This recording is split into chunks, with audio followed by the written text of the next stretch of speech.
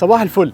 انا اسمي نائل، ومن وانا صغير جدا وانا بحب الشوايه، بحب الاكل المشوي، وبلاقي انه المتعه بتاعت الوقفه على الشوايه دي لا يضاهيها شيء. لو تفتكروا ايام العجمي والساحل كنا بنرجع من البحر اكسايتد جدا على انه نولع الفحم ونبتدي نشوي وناكل، وكانت دايما بتقابلنا مشاكل من نوع انه الفحم مش عايز يولع مثلا، او الفحم ولع قوي مثلا فهيحرق الاكل، مش عارفين نظبط التتبيله بتاعت الاكل طلع محروق او مش مستوي. فلما كبرت شويه ابتديت ادور على سورسز اتعلم منها ازاي نشوي بشكل مظبوط، ازاي نطلع الاكل زي الاكل بتاع الريستورانتس، ولقيت انه تقريبا مفيش كونتنت بالعربي على الانترنت. المهم انا اتعلمت واشتغلت على السكيلز بتاعتي. انا شايف انه ده الوقت المناسب ابتدي اشير النولج والسكيلز معاكم بالعربي. اتمنى ان انتوا تستفيدوا من الكونتنت اللي هعمله. انا الفتره الجايه هعمل فيديوز كتير اوريكم الفرق ما بين طرق توليع الفحم المختلفه، اوريكم الفرق ما بين قطعيات اللحمه المختلفه، ازاي تتبل الفراخ وازاي تتبل اللحمه، ممكن تعمل ايه طيور على الشوايه، في انواع لحوم عمرنا ما كنا نسمع عنها قبل كده هنشتغل عليها وهنوريكم ازاي بنطلعها من على الشوايه، ايه الفرق ما بين انك تشوي الاكل او تدخن الاكل على الشوايه. كل الحاجات دي هتيجي معانا الفتره الجايه على الفيديوهات، فلو انت انترستد في حاجه زي كده اعمل سبسكريبشن على الشانل وخليك متابع.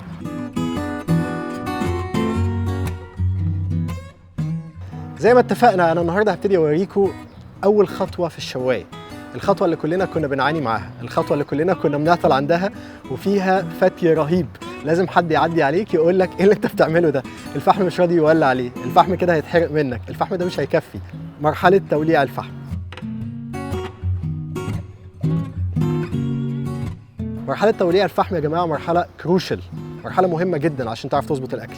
لازم تحدد كميه الفحم بشكل مظبوط، ولازم تولعه بشكل كافي قبل ما تبتدي تحط الاكل على الشوايه. الشوايه زي البوتاجاز وزي الفرن بالظبط، لازم توصل بيها للتمبريتشر المطلوبه قبل ما تحط الاكل عليها. فانا هوريكم النهارده 3 طرق لتوليع الفحم. الطريقه الاولانيه هي الطريقه المشهوره اللي كل الناس كانت بتستعملها من واحنا صغيرين، وغالبا ما بتفشل.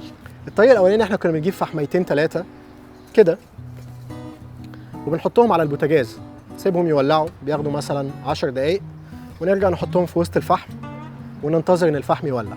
طبعا دي مأساة لانه بتاخد وقت رهيب على ما النار تنتقل من الفحمتين اللي انت ولعتهم لكل الفحم اللي انت عايز تولعه، فدي حاجه صعبه جدا. ده غير طبعا المخاطر بتاعه ان انت بتدخل جوه البيت وتطلع منه فحم مولع، فلو عندك اطفال، لو اي حد معدي من جنبك، لو خبطت في حاجه وانت طالع انت بتعرض المكان كله لحاجه مش لطيفه. الطريقه الثانيه وهي قد تكون مرتبطه بالطريقه دي برضو، هي ان بيكون عندك بان زي دي، بان صغيره او اكبر منها شويه مفتحه من تحت بالشكل ده، وبتحط فيها برضو شويه فحم وتعمل نفس الطريقه، تدخل على البوتاجاز تولعهم وتطلع بيهم. طبعا دي افضل شويه لانك ممكن تحط كميه فحم اكبر شويه لو عندك بان كمان اكبر من دي، وفي نفس الوقت انت برضو الفحم كونتيند جوه البان، فما فيش مشاكل قوي انك تمشي بيها جوه البيت. هاويفر انت لسه معرض لانه الفاير ينزل من الفتحات دي وانت معدي من البيت، فانا مش بفضل الطريقه دي بشكل عام.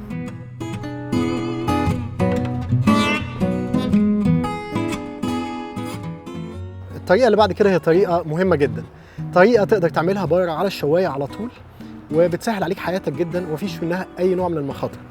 المشكله العظمى اللي بتقابلنا دايما انه يبقى عندنا مصدر مستمر للنار علشان يمسك في الفحم ويولعه، فمش كلنا عندنا امكانيات في البيت، ولكن في حاجه بسيطه قوي موجوده عندنا كلنا في البيت نقدر نستعملها علشان نوصل لده، هو التيشوز. طبعا انا عارف كله بيسال ايه اللي انت بتقوله ده، الموضوع بسيط جدا. انت بتجيب تيشو زي دي وبتجيب زيت اكل عادي جدا مش مكلف، وترش على التيشو دي لحد ما تخليها تبقى سوجد في الزيت، تشرب الزيت تماما، وبعدين تحطها جوه الشوايه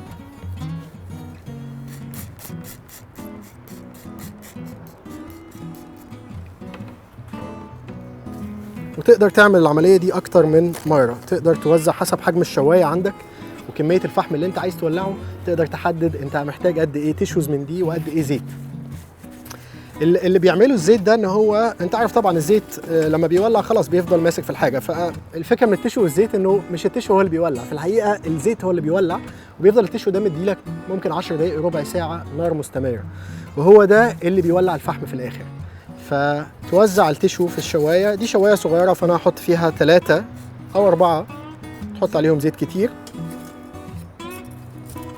وتحط الفحم عليهم توزعه. انت محتاج الفحم يبقى فوق التيشو علشان النار تمسك في الفحم. طبعا انا حاطط فحم قليل دلوقتي لان انا مش هستعمل الشوايه، ولكن انا بوريكم توزع ازاي. كده التيشو بالاويل جاهزين نقدر نولع.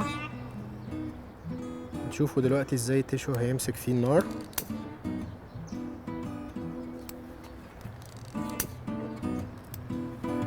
وبكده لو سيبنا الفحم ده 10 دقايق ربع ساعة هيبقى جاهز انك تحط اللحوم او الطيور بتاعتك عليه.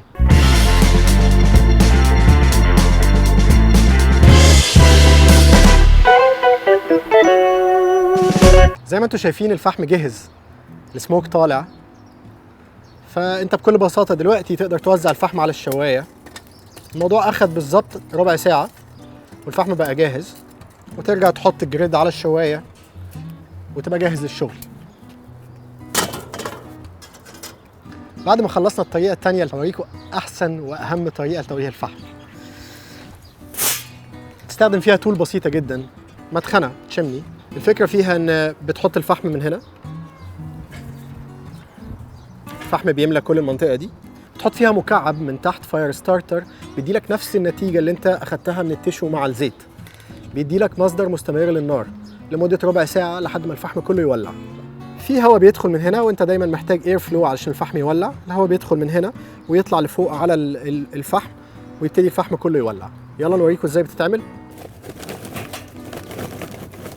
زي ما قلت لكم الفاير ستارتر في منه انواع كتير، انا بستخدم النوع ده، هو ده شكله. ده مش دعايه لاي براند، ده النوع اللي متوفر في السوق اللي انا موجود فيه. انت ممكن تدور على ايه الانواع المتوفره عندك وتجيبها. ده بيديلك نفس النتيجة اللي انت اخدتها من التيشو مع الزيت. كلهم بيشتغلوا وكلهم كويسين، جربوا مرة وهتعرف ايه اللي ينفعك وايه اللي ما ينفعكش. انت دلوقتي بقى عندك اهم حاجتين هتعرف تولع بيهم الفحم. ده هيتحط تحت هنا، طبعا هنثبته جوه الشواية، وهنحط ده فوقه ونولع. هنحط دي جوه الشواية هنا وهنولع فيها.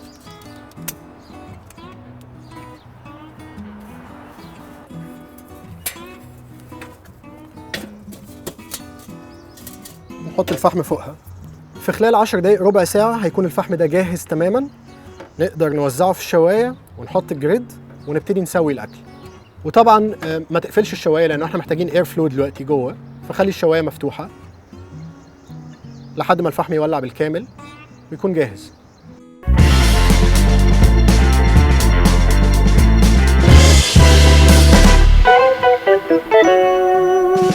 زي ما قلت لكم طريقة المدخنة دي ماجيك، بتخلص على طول، تطلع الفحم والع بشكل متساوي وبتنجزك جدا في الوقت، مفيش منها اي نوع من القلق، مفيش اي حاجه ريسكي في الموضوع، وطريقه سهله جدا.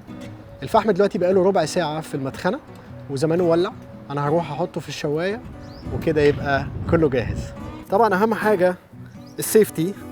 انا عارف ان احنا كلنا وحوش وما يهمناش النار، بس انا شايف ان لازم يهمك النار في الوضع ده، ان انت هتبقى قريب جدا من الفحم. ف ايديلي يكون عندك جلوفز بتاعت الشوايه دي، جلوفز مخصوصه بتساعدك في الموضوع، تبعد عنك الحراره والسخونه. انا دلوقتي هحط النار في الشوايه، هيطلع بالشكل ده.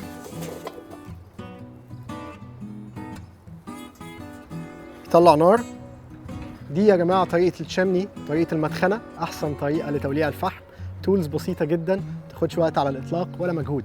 انت بتولع بس في الفاير ستارتر واستمتع بوقتك مع اصحابك والفاميلي بتاعتك.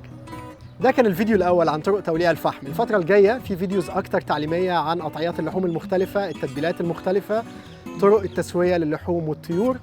لو انت استفدت من الفيديو ده اعمل سبسكريبشن على الشانل واتفرج على الفيديوز اللي جايه. سلامات.